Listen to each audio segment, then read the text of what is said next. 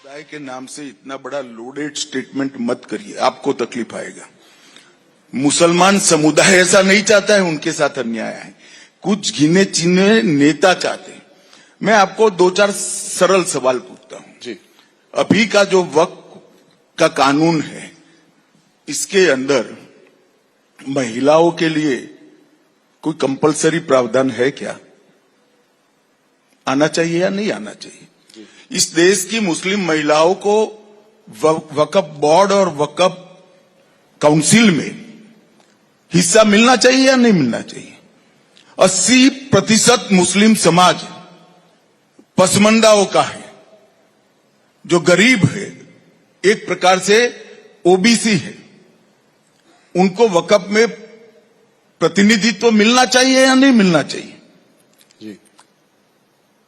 सिया, आगा खानी, दाऊदी वोरा, मोहम्मदिया, अहमदिया, ये सारे मुसलमानों का कोई प्रतिनिधित्व नहीं है। वो भी मुसलमान है, क्यों नहीं मिलना चाहिए भाई?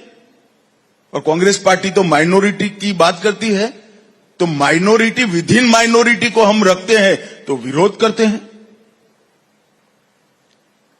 ये जो बिल आया है, वो बिल मुस्लिम समाज के हरेक अंग का प्रतिनिधित्व करने वाला बिल है। दूसरा, आज मैं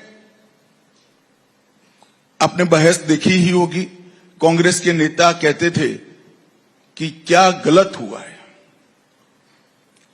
मैं आज देश की जनता को टीवी 18 के कार्यक्रम के माध्यम से बताना चाहता हूं कि आजादी से लेकर 2013 तक, आजादी से लेकर 2013 तक, इस्लाम जब से भारत में आया तब से जितनी वक्फ में भूमि वक्फ घोषित की गई, वो 18 लाख एकड़ थी, जिसमें मुगलों के पहले से भी जो वक्फ हुए हैं वो सारे आ गए, क्योंकि दिल्ली में तो वक्फ सल्तनत काल में हो गया था।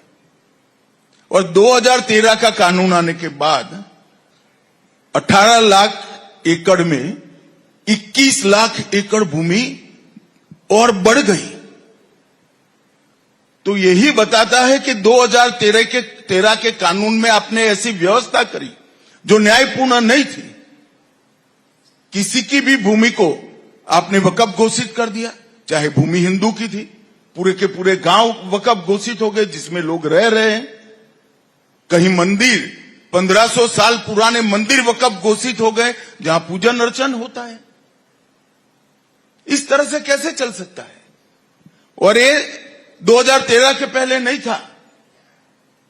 2014 के चुनाव के एंड मौके पर कांग्रेस पार्टी ने अपनी वोट बैंक सुनिश्चित करने के लिए काम किया था।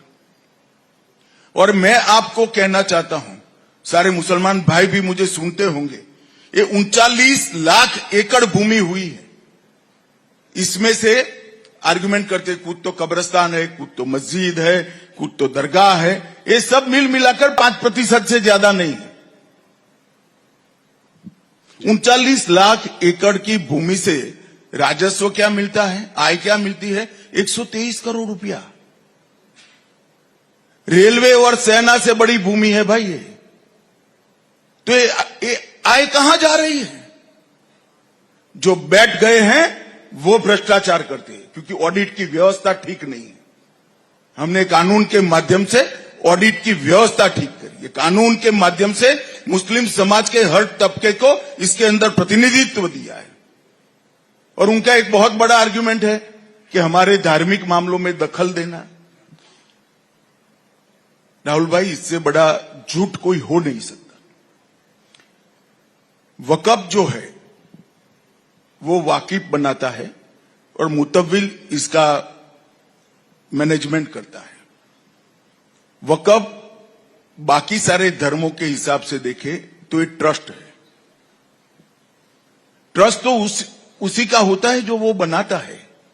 वक्फ उसी का होता है जो बनाते। इसमें कोई नॉन मुस्लिम रखने का प्रोविजन हमने नहीं किया है।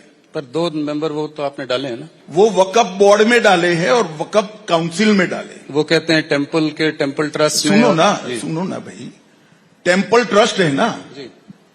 टेम्पल ट्रस्ट में नहीं रख सकते। वक्फ में भी नहीं रख सकते। पर चैरिटी कमिश्नर हिंदू होगा, ये कंपलसरी है क्या?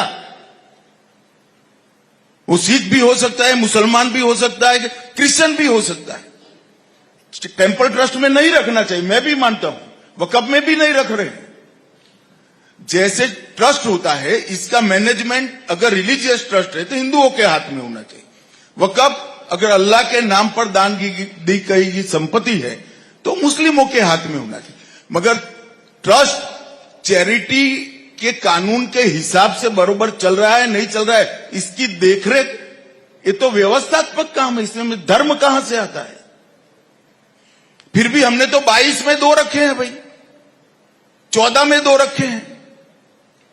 और एक बात मुझे बताओ, जो मैंने पहले कहा पूरे के गांव कर दिए वक्फ, कोई मंदिर भी कर दिए, तो ये संपत्ति का डिस्प्यूट नॉन हिंदू का भी है या नहीं है? जी हुआ या नहीं हुआ? जी। तो वो पार्टी है या नहीं है? 2 हिंदू इसका पक्ष न्यूट्रलिटी से देखेंगे तो क्या बिगड़ जाएगा? क्या इस देश में हिंदुओं को इतना भी अधिकार नहीं है भाई?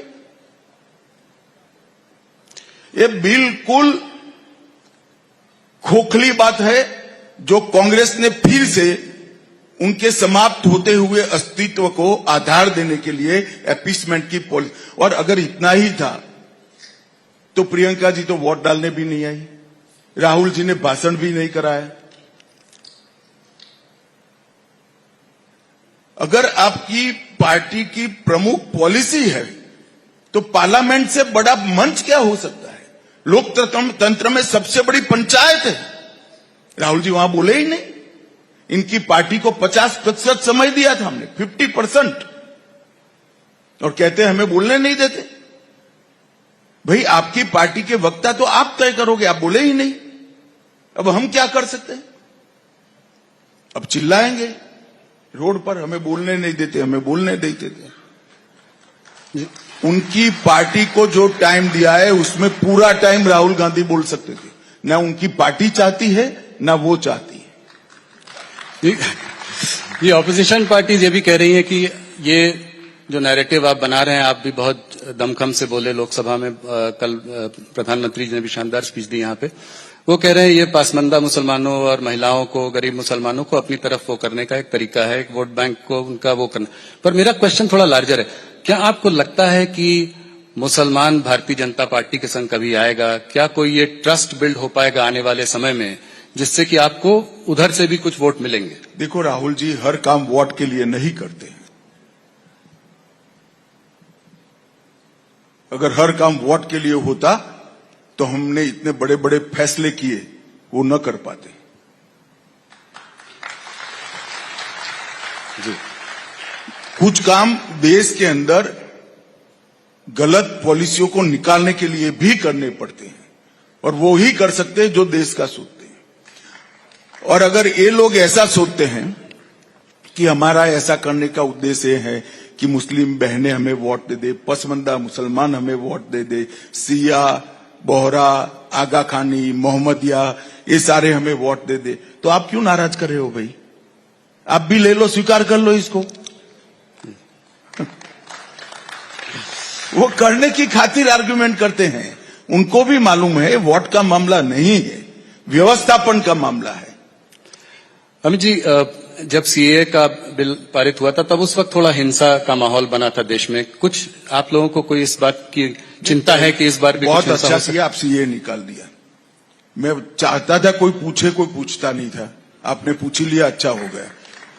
भाई पूरे देश के सामने ढिंढोरा पीटा राहुल गांधी एंड कंपनी ने कि सीएए से मुसलमानों की नागरिकता चली जाएगी।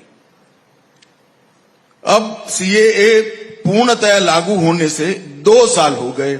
मैं राहुल गांधी को सार्वजनिक चुनौती देता हूं, एक भी मुसलमान की अगर नागरिकता गई है तो हमें बताएं। पूरे देश को कांग्रेस पार्टी ने गुमराह किया, इनके इंडी अलायंस वालों ने गुमराह किया। मुसलमानों की नागरिकता चली जाएगी, नागरिकता चली जाएगी, नागरिकता चली जाएगी, और देश में हिंसा कराई। यही जिम्मेदार है हिंसा के लिए। तो इस बार नहीं लगता आपको कि ऐसा कोई डर? कुछ तो समझे होंगे।